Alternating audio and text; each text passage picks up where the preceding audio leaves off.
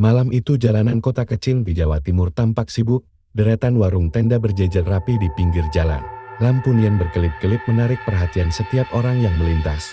Aroma minyak goreng, sambal, dan asap bakaran menusuk hidung. Bagi orang yang lewat, suasana seperti ini mengundang rasa lapar meski perut masih kenyang. Di antara deretan warung itu, berdirilah warung milik Pak Santo, pria berusia 50 tahun. Ia membuka warung dengan nama unik, Pecel Lel Ayam Tremes Chinese Food. Nama panjang itu sengaja dipilih karena ia ingin menyaingi warung sebelah, milik seorang pria paruh baya bernama Pak Tarono. Warung Pak Santo sebetulnya lengkap, menu banyak, ada pecel lel, ayam kremes, capcay, fuyung hai, hingga koloki. Namun meski menunya lebih beragam, pelanggan jarang mau mampir.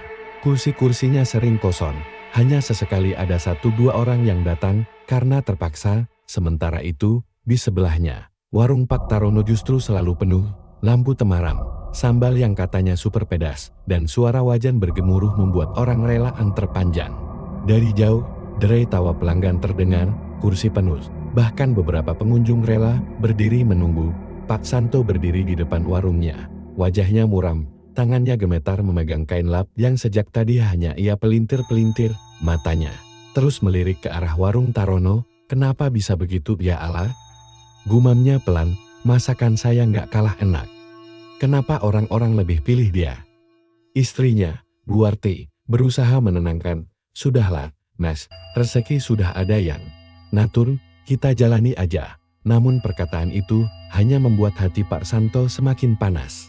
Ia merasa diremehkan. Semakin malam, warung Tarono makin ramai. Sementara dirinya duduk termenung menunggu pelanggan yang tak kunjung datang. Beberapa kali ia sempat mencoba berbagai cara membuat promo, menurunkan harga, bahkan menambah menu baru, tapi tetap saja orang-orang lebih memilih makan di warung Tarono. Malam itu, saat hendak menutup warung lebih cepat, seorang bapak tua yang baru saja lewat menghampirinya. Sepi terus ya, Le? Padahal masakanmu lumayan, katanya sambil tersenyum misterius. Pak Santo hanya bisa tersenyum kecut. Iya, Pak. Nggak tahu kenapa. Bapak tua itu menatap ke arah warung Tarono yang masih ramai, lalu mendekat ke telinga Pak Santo. Kadang, untuk menang melawan pesaing, manusia harus berani ambil jalan yang tak semua orang berani tempuh. Pak Santo terdiam, keningnya berkerut. Maksudnya apa, Pak? Bapak tua itu hanya terkeker, lalu berlalu tanpa memberi penjelasan. Sejenak, kalimat itu menggantung di kepala Pak Santo, hatinya gelisah. Ada sesuatu yang aneh di balik ramainya warung Tarono. Mungkinkah benar ada hal lain yang membuat warung itu tak pernah sepi? Malam itu, ketika Pak Santo menutup warungnya dengan perasaan kesal dan putus asa, dalam hatinya mulai tumbuh rasa iri, bercampur dendam. Ia tidak tahu bahwa langkah kecil dalam pikirannya itu akan menyeretnya pada jalan gelap yang penuh darah dan maut keesokan harinya. Pak Santo duduk di kursi plastik depan warungnya. Ia termenung sejak pagi, menatap meja-meja kosong yang semalam bahkan tidak disentuh pembeli. Bau minyak jelantah yang masih tersisa dari wajan membuat kepalanya pening. Ia menghela napas panjang, lalu memejamkan mata. Bayangan wajah Pak Tarono muncul lagi di kepalanya, tertawa puas, melayani pelanggan dengan penuh percaya diri. Kenapa harus dia? Kenapa bukan aku? Batinnya bergemuruh. Saat siang menjelang sore, datanglah seorang kawan lama, Sugeng, yang pernah sama-sama berdagang di pasar. Sugeng memesan segelas teh hangat, lalu duduk. Mereka berbincang sebentar, hingga akhirnya pembicaraan beralih pada warung Tarono. Sampean heran, tuh, kenapa warungnya Tarono kok bisa laris begitu? Tanya Sugeng dengan nada penuh rahasia. Pak Santo langsung menoleh, matanya tajam. Iya, Seng, aku sudah coba macam-macam, tapi tetap aja kalah. Kau tahu rahasianya? Sugeng tertawa pendek, lalu menunduk. Aku nggak bisa ngomong sembarangan. Tapi kabarnya, Tarono itu nggak cuma jualan makanan, ada yang bantu di baliknya. Hal maksudmu? Suara Pak Santo mulai bergetar. Sugeng mendekat, suaranya pelan seperti takut ada yang mendengar. Dia itu katanya jalin perjanjian dengan sesuatu, makhluk yang bukan manusia, makhluk yang bisa bikin warungnya selalu ramai. Itu bukan rahasia lagi, banyak orang cuma pura-pura nggak tahu. Pak Santo membelalak, tubuhnya dingin seketika. Pesugihan. Sugeng hanya mengangguk, lalu menyesap tehnya. Tapi hati-hati, tuh jalannya ngeri. Banyak yang berhasil kaya mendadak, tapi akhirnya keluarganya hancur. Kau tahu kau? di dunia ini nggak ada yang gratis. Kalimat itu menancap dalam hati Pak Santo. Ia pura-pura tertawa untuk menutupi rasa takutnya. Tapi di dalam hatinya, benih, keinginan mulai tumbuh. Malamnya, Pak Santo tidak bisa tidur. Ia mondar-mandir di ruang tengah. Sementara istrinya sudah terlelap. Suara motor dan mobil yang lewat di jalan depan rumah membuat pikirannya semakin kacau. Kalau benar Tarono pakai pesugihan, pantas saja dia menang terus. Kalau aku nggak ikut begitu, sampai kapanpun aku bakal kalah. Warung ini nggak bakal maju. Gumamnya, di saat pikirannya kalut, ia teringat ucapan bapak tua yang kemarin lewat, kadang untuk menang melawan pesaing, manusia harus berani ambil jalan yang tak semua orang berani tempuh.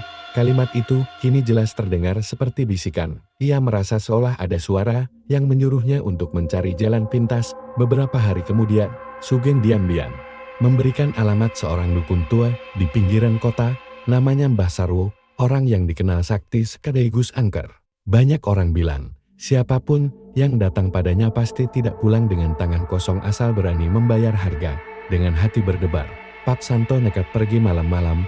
Ia naik motor tua, menembus jalanan sepi yang gelap gulita angin. Malam berhembus dingin, pohon-pohon besar di pinggir jalan bergoyang menakutkan. Rumah Mbah Sarwo berada di tepi hutan kecil, dikelilingi bambu tua yang menjerit saat tertiup angin. Lampu minyak redup menggantung di teras. Dari jauh, terdengar suara ayam jago berkokok padahal sudah lewat tengah malam. Pak Santo menelan ludah. Dengan langkah ragu, ia mengetuk pintu kayu. Tok tok. Tok, tak lama, pintu berderit terbuka. Seorang kakek tua bertelanjang dada, rambutnya putih kusut, matanya merah seperti bara. Senyumnya tipis, dingin menusuk. Kau Santo Hie? Suara seraknya membuat bulu kuduk merinding. Pak Santo terkejut. Mbah kenal saya? Kakek itu hanya tertawa kecil. Aku tahu orang yang datang mencariku.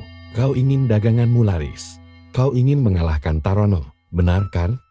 Pak Santo terdiam. Tubuhnya kaku. Ia belum sempat menjawab. Tapi Mbah Sarwo sudah menoleh ke dalam rumah. Masuklah. Tapi ingat, tidak ada jalan kembali. Setelah ini, dengan langkah berat, Pak Santo melangkah masuk di dalam. Bau menyan bercampur amis darah tercium kuat. Ia menoleh ke sudut ruangan, dan matanya membelalak. Di sana tergantung kepala kambing yang masih meneteskan darah segar. Perutnya mual, namun ia tak bisa mundur. Suara Mbah Sarwo bergema dalam telinganya. Kalau kau siap, malam ini juga kita mulai.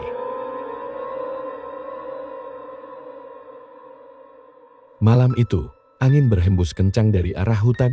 Daun bambu berdesis seperti suara orang berbisik. Di rumah Mbah Sarwo, Pak Santo duduk bersila di tikar usang. Wajahnya pucat, tangannya gemetar memegang seekor ayam hitam yang sudah diikat. Kakinya, ayam itu berontak. Matanya merah menatap ke segala arah. Tenang, sebentar lagi selesai, kata Mbah Sarwo dengan suara berat. Dukun tua itu mulai menyalakan menyan. Asap putih mengepul, memenuhi ruangan dengan aroma yang menusuk di dinding. Bayangan bergerak-gerak seakan menari, meski tidak ada orang lain. Di sana, Mbah Sarwo mengambil pisau kecil berkarat lalu menoleh pada Pak Santo. Kalau kau ingin warungmu laris, darah pertama harus keluar dari tanganmu sendiri. Ingat, ini hanya permulaan, besok-besok tumbalnya akan lebih besar. Pak Santo menelan ludah, keringat dingin mengalir di pelipisnya. Dengan tangan bergetar, ia menggorok leher ayam hitam itu. Seketika darah segar muncrat, memenuhi wadah tanah liat di depannya. Ayam itu mengepak liar sebelum akhirnya terkulai. Suara tertawa lirih terdengar dari sudut ruangan. Padahal tidak ada siapa-siapa di sana. Pak Santo tercekat, matanya mencari sumber suara. Tapi yang ada hanya bayangan hitam bergerak cepat di dinding. Jangan takut, kata Mbah Sarwo itu tandanya mereka sudah datang. Yang akan membantumu. Ritual berlangsung hingga tengah malam. Mantra-mantra dibacakan. Darah ayam disiramkan ke tanah, dan sesajen ditaruh di luar rumah. Pak Santo pulang dengan wajah pucat, tapi di hatinya ada secercah harapan, semoga benar.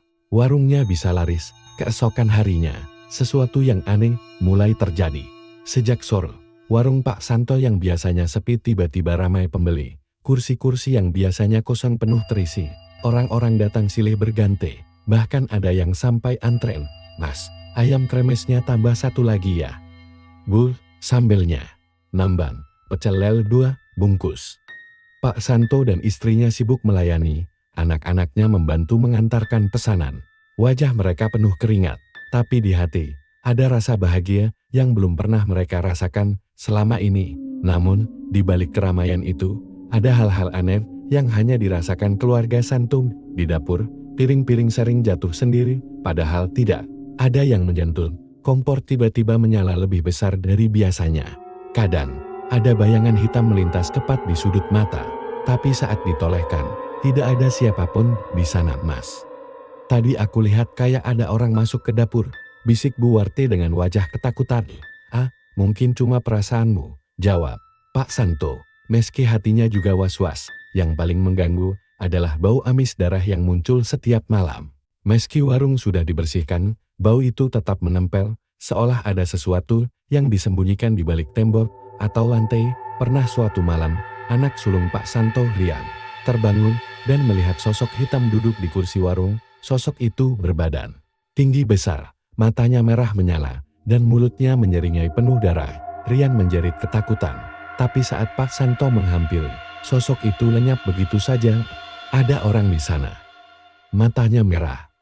Rian gemetar. Pak Santo hanya memeluk anaknya, berusaha menenangkan, tapi dalam hatinya, ia tahu itu adalah bagian dari perjanjian yang sudah ia jalani.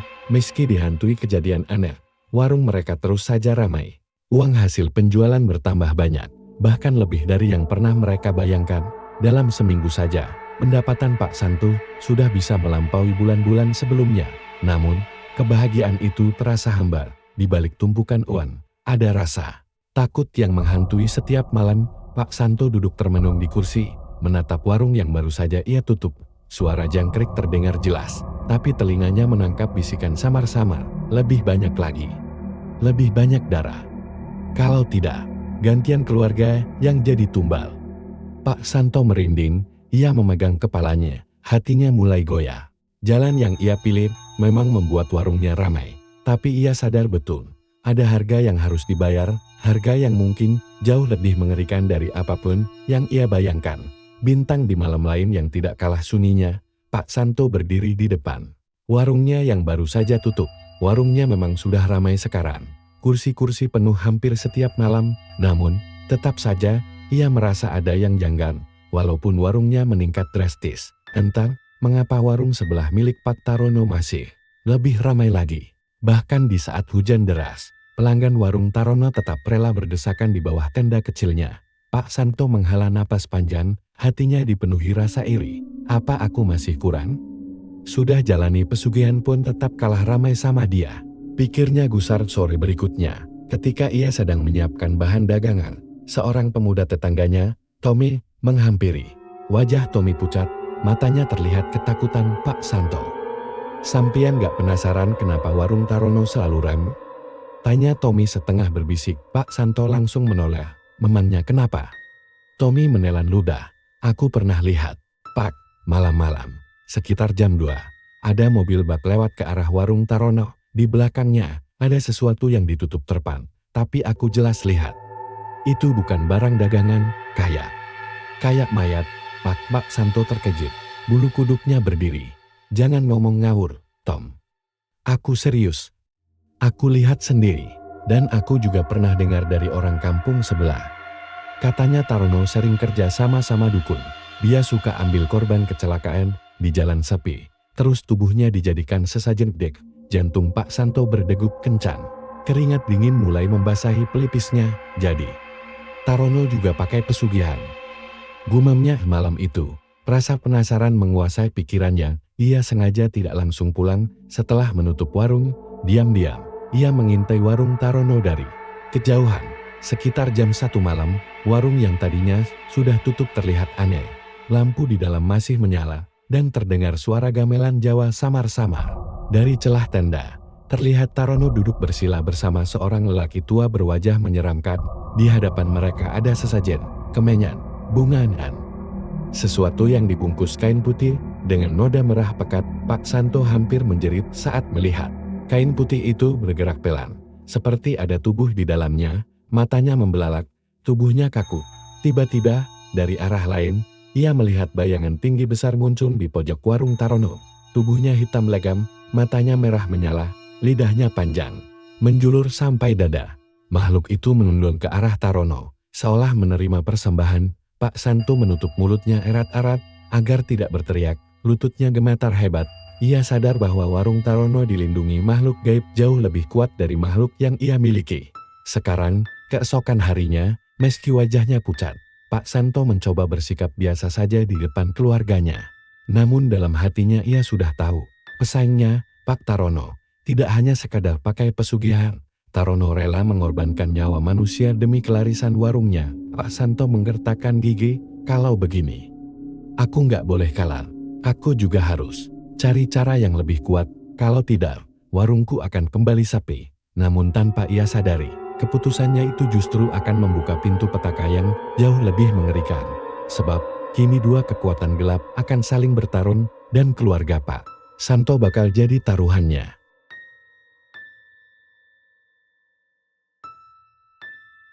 Malam semakin larut, langit mendung, angin kencang berdesir membawa hawa dingin menusuk tulang. Di rumahnya, Pak Santo duduk di kursi kayu dengan wajah tegang. Sejak ia mengetahui rahasia gelap Tarono, tidurnya tak pernah nyenyak. Ia tahu warungnya tak akan pernah bisa menang jika lawannya memakai pesugihan yang jauh lebih kuat.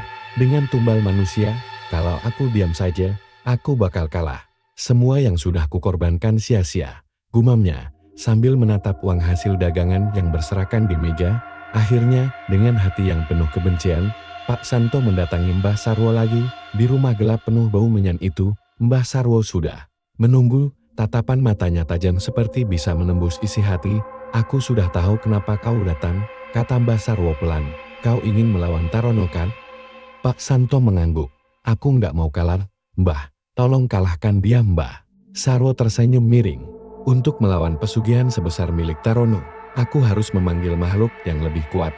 Tapi ingat, semakin kuat makhluknya, semakin besar tumbalnya. Apa kau berani? Pak Santo menggertakkan gigi. Aku berani, Mbak. Asal jangan keluarga saya, dukun tua itu terkekeh. Kita lihat nanti. Beberapa malam kemudian, ritual dilakukan. Kali ini lebih menyeramkan dari sebelumnya. Seekor kambing hitam dipotong di tengah hutan bambu. Darahnya dikumpulkan dalam kendi tanah liat. Mantra-mantra dibacakan. Dan dari kegelapan hutan terdengar suara-suara aneh, jeritan, tangisan, dan tawa yang tidak manusiawi. Bayangan hitam besar muncul di antara pepohonan, matanya merah, mulutnya penuh gigi tajam. Makhluk itu menunduk ke arah Mbah Sarwo. Pergilah, hancurkan usaha Tarono. Perintah sang dukun. Pak Santo hanya bisa terdiam. Tubuhnya gemetar. Ia tidak tahu makhluk macam apa yang kini sudah terikat dengan dirinya. Tak lama kemudian, efek pertarungan gaib mulai terasa. Di warung Tarono, beberapa pelanggan tiba-tiba jatuh pingsan tanpa sebab. Ada yang mendadak muntah darah setelah menyantap lele goreng. Ada pula yang kesurupan, menjerit-jerit menyebut nama makhluk gaib. Warungmu ini kotor. Ada darah. Ada mayat.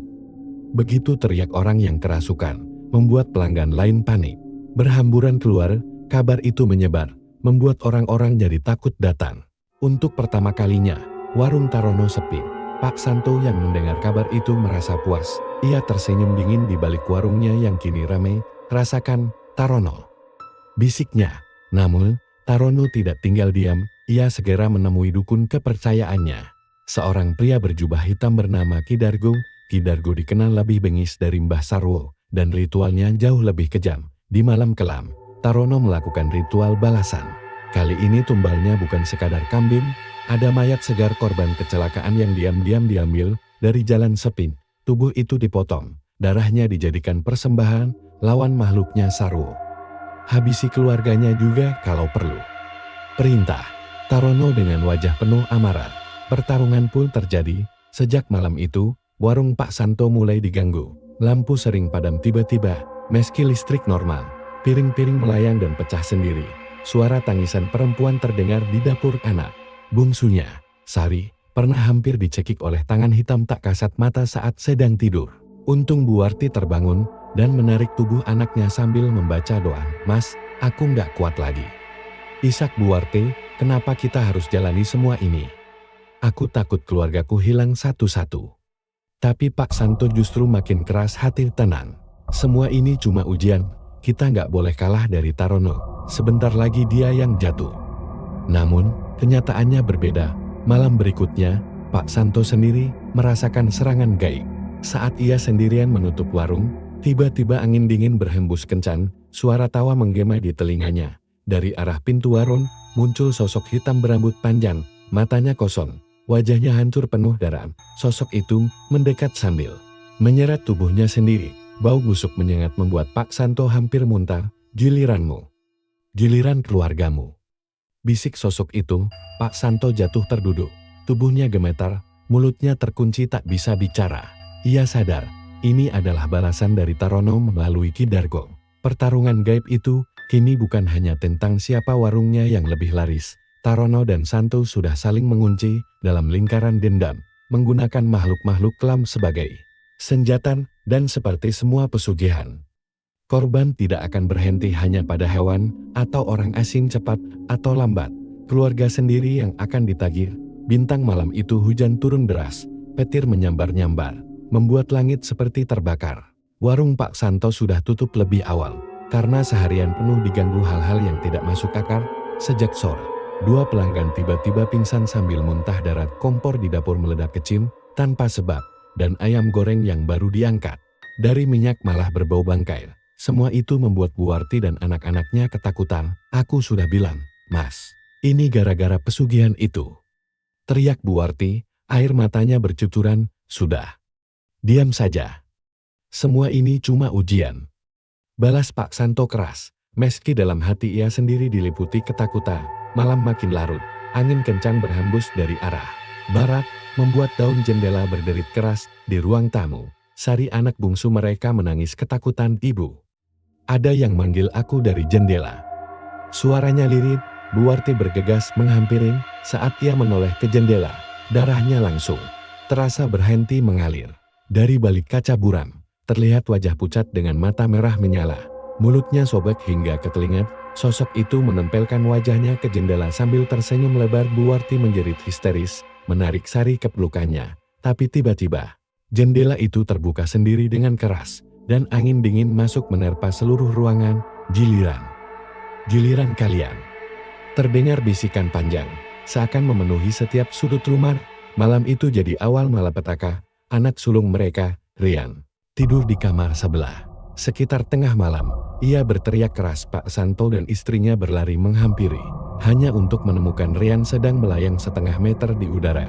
Tubuhnya kaku, matanya terbuka lebar, dan dari mulutnya keluar suara parau. "Darah butuh, darah balas dendam, balas dendam." Tiba-tiba tubuh Rian jatuh keras ke lantai. Saat diperiksa, lehernya penuh bekas cekikan hitam, seperti dicekik tangan raksasa. Wajahnya membiru, lidahnya terjulur. Ia tak bernyawa. Buarti menjerit, memeluk tubuh anaknya yang dingin. "Ya Allah anakku, kenapa harus begini?" Pak Santo hanya bisa tertegun, tubuhnya gemetar hebat. Ia sadar, ini bukan sekadar gangguan. Ini adalah serangan balasan dari Tarono dan dukunnya. Namun, malapetaka tak berhenti di situ. Malam berikutnya, giliran Buarti yang diganggu. Saat ia sedang menyiapkan nasi di dapur, tiba-tiba lampu padam. Dalam gelap, ia mendengar langkah kaki berat mendekat. Jantungnya berdegup kencang. "Mas, itu kamu?" Suaranya bergetar, tak ada jawaban. Hanya terdengar napas berat, seperti binatang besar sedang mendengus. Saat kilatan petir menyambar, Buarti melihat dengan jelas sosok hitam tinggi besar berdiri di depannya. Matanya merah menyala, mulutnya menganga lebar, meneteskan darah segar. Sosok itu meraih kepala Buarti dengan tangan hitamnya. Ia menjerit sekuat tenaga, tapi tubuhnya ditarik begitu cepat ke sudut dapur. Saat Pak Santo berlari menghampiri, ia hanya menemukan istrinya terkapar dengan wajah penuh luka, matanya membelalak kosong, darah segar mengalir deras dari mulut dan telinganya. "Buarti, jangan tinggalkan aku." Pak Santo meraung, memeluk tubuh istrinya yang sudah tak bernyawa. Kini tinggal ia dan Sari, anak bungsunya. Bocah kecil itu terus menangis sepanjang malam, ketakutan mendengar suara-suara aneh di rumah. "Ayah, aku takut. Jangan biarkan mereka ambil aku juga," isaknya. Pak Santo hanya bisa memeluk putrinya erat-erat, matanya kosong, pikirannya kacau. Ia merasa semua yang ia lakukan salah. Ia menyesal telah menempuh jalan pesugihan, tapi penyesalan itu datang terlambat. Di luar rumah, terdengar suara langkah kaki banyak orang. Padahal malam itu jalanan sepi, Hujan deras, mustahil ada yang lewat. Suara itu semakin dekat, lalu terdengar ketukan keras di pintu. Duk-duk-duk Santo. Suara berat memanggil namanya. Sudah waktunya giliranmu. Malam itu, rumah Pak Santo dipenuhi aura kematian. Satu demi satu keluarganya telah direnggut dengan cara mengerikan. Ia tahu, cepat atau lambat, dirinya juga akan jadi tumbal. Tapi yang paling menyiksanya adalah melihat anak bungsunya, Sari, yang belum tahu apa-apa, harus ikut terseret ke dalam malapetaka yang ia ciptakan sendiri.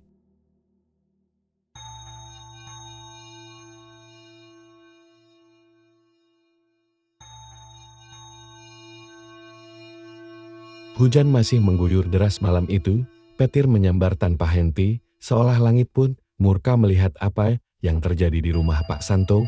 Ia duduk di ruang tengah dengan wajah berlumuran air mata, di samping tubuh istrinya, Bu Arti, yang sudah terbujur kaku di kamarnya. Jasad Rian juga masih terbujur kaku dengan leher membiru. Sari, anak bungsunya, terus menangis dalam pelukan ayahnya. Tubuh mungilnya bergetar hebat.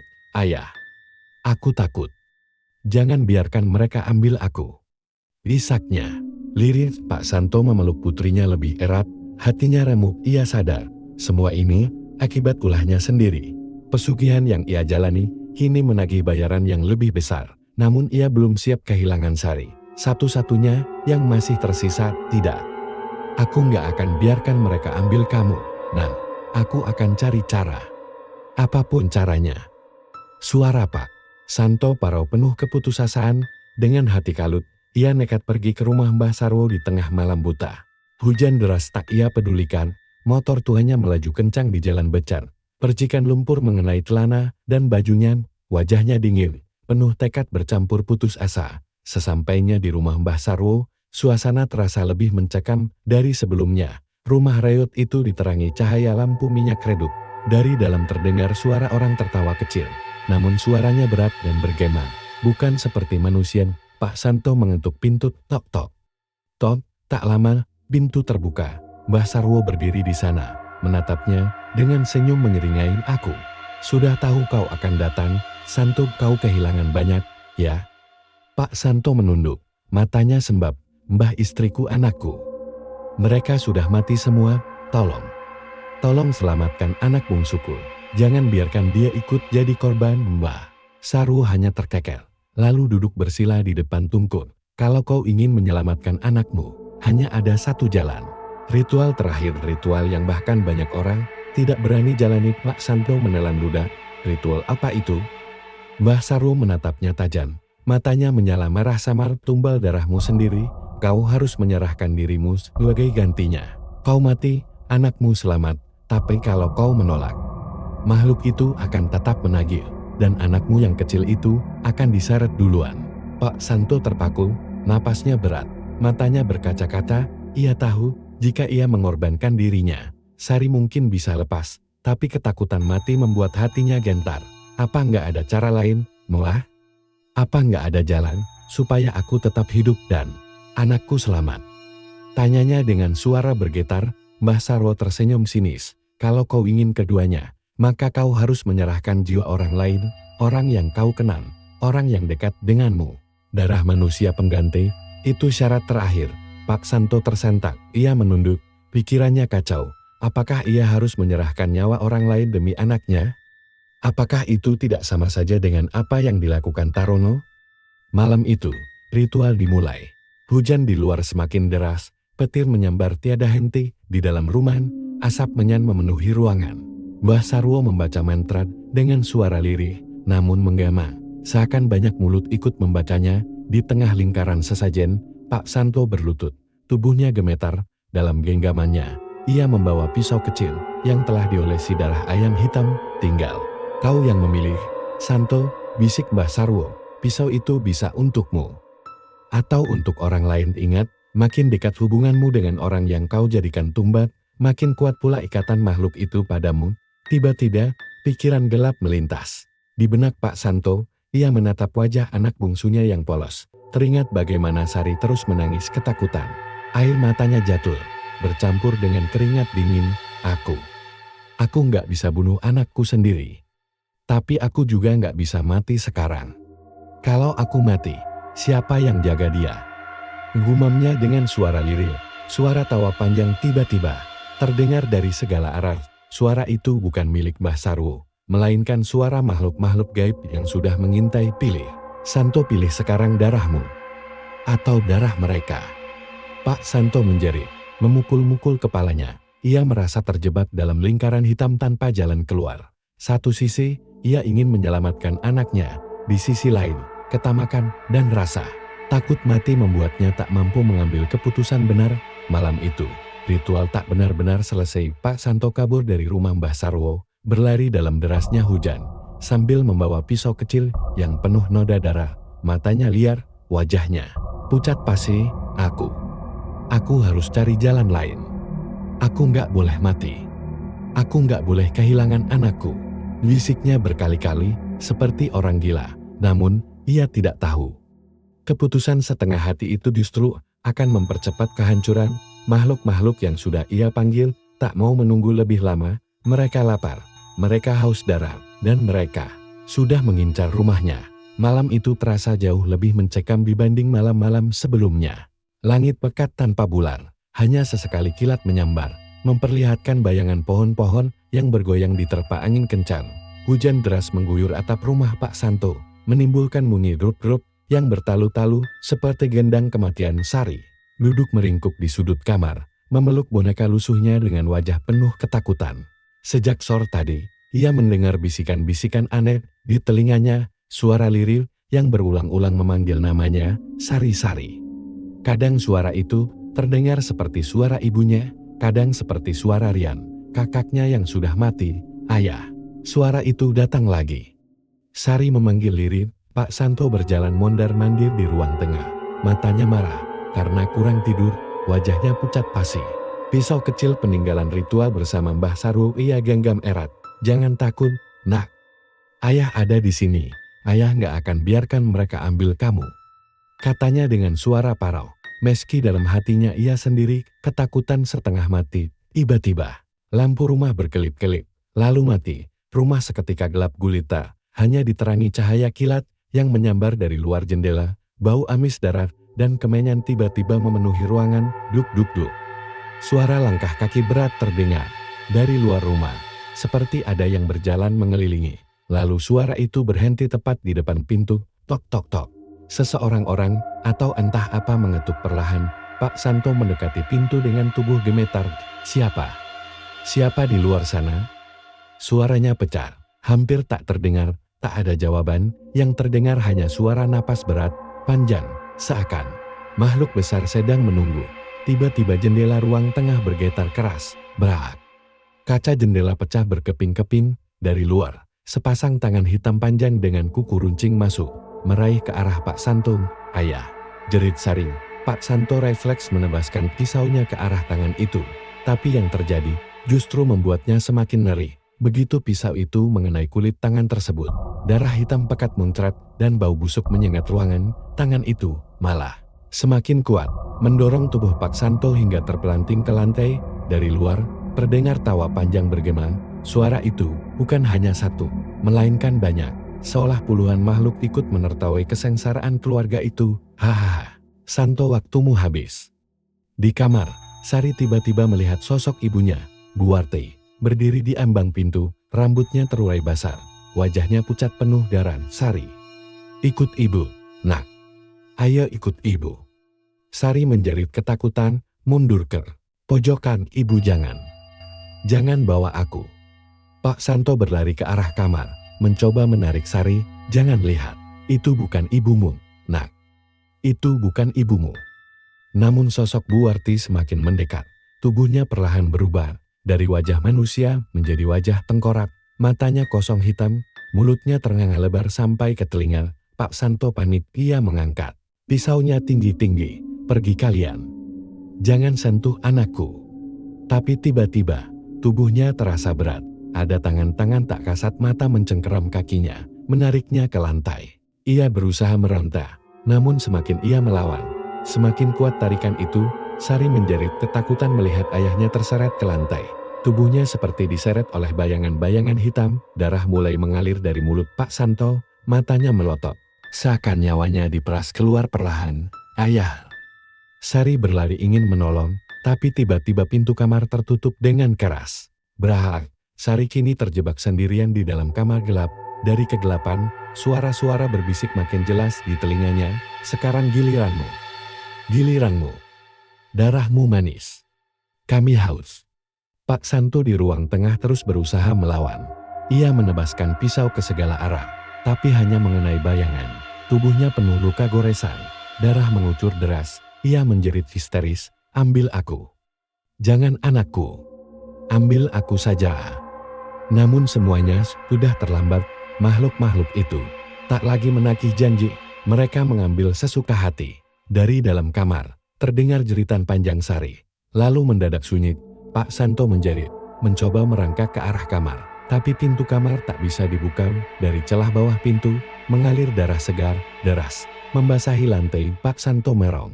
"Tidak, Kakak." Kilatan petir terakhir menyinari rumah itu.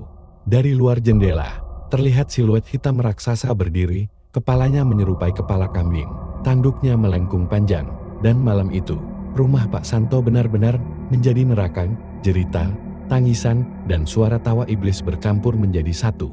Sebelum akhirnya hening, esok paginya, warga menemukan rumah itu hancur berantakan. Pak Santo tergeletak di ruang tengah. Tubuhnya robek seperti dicabik binatang buas di kamar. Sari tak ditemukan. Hanya tersisa boneka lusuhnya yang berlumuran darah.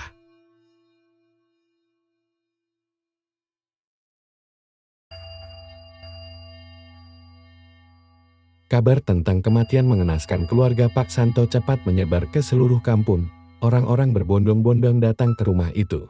Namun begitu melihat kondisi di dalam, mereka semua gemetar ketakutan. Bau anyir darah masih menusuk, bercampur dengan aroma kemenyan hangus. Banyak yang memilih berbalik pulang dengan wajah pucat pasi, enggan terlalu lama berada di sana. Namun di balik semua itu, hanya ada satu orang yang tersenyum puas, Pak Tarono. Ia duduk di warungnya yang semakin ramai pembeli, mengipas set ayam sambil dalam hati menertawakan nasib pesaingnya. "Sudah kukatakan, aku yang menang, rezeki sekarang milikku." Santo sudah habis. Gumamnya lirih. Warung Tarono makin hari makin laris. Orang-orang bahkan berdesakan untuk bisa makan di sana. Anehnya, meski makanan yang ia jual biasa saja, pelanggan selalu datang tanpa henti. Banyak yang tak sadar bahwa mereka sudah menjadi korban pesugihan Tarono. Namun semakin ia merasa menang, semakin aneh pula kejadian yang menimpa dirinya. Malam hari, saat Tarono sedang menghitung uang hasil dagangan, ia mendengar suara pintu diketuk. Pelan, tok tok tok. "Siapa malam-malam begini?" gerutunya. Ketika membuka pintu, tidak ada siapa-siapa. Jalanan depan rumah sepi, hanya diterangi lampu jalan yang temaram. Ia mendengus kesal, menutup kembali pintu. Namun begitu ia berbalik, ia terperanjat. Di ruang tengah, seseorang sudah duduk di kursi rotan.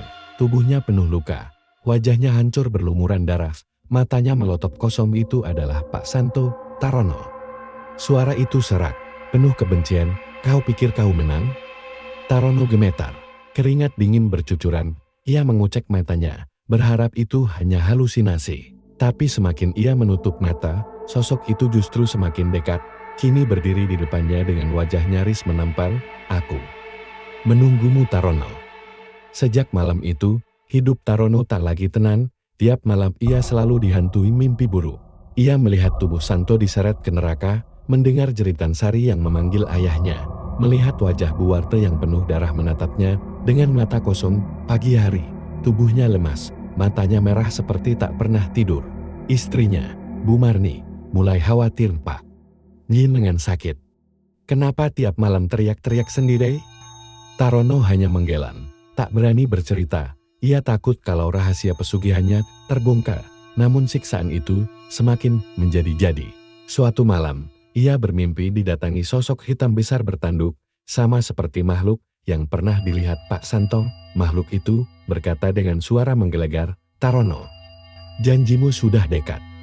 Darahmu dan keluargamu milikku, kau tidak bisa lari." Tarono terbangun dengan tubuh bergetar. Saat ia melihat ke cermin, ia terperanjat. Wajahnya terlihat tua renta, keriput, seakan umurnya terkuras habis. Ia menjerit histeris, hingga membuat istrinya kaget setengah mati. Sejak hari itu, warung Tarono perlahan sepi.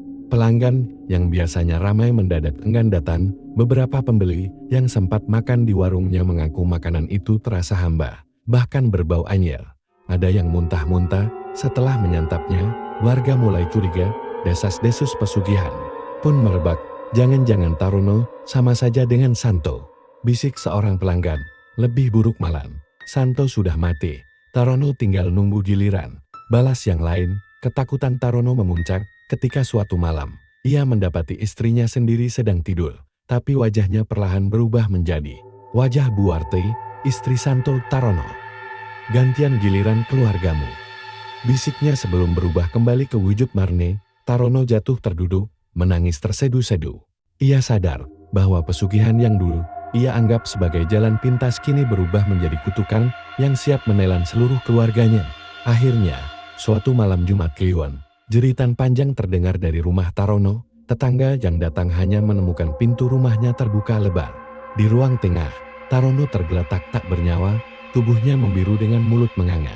Seperti dicekik sesuatu yang tak terlihat, istrinya ditemukan pingsan di pojok ruangan dengan rambut memutih seketika.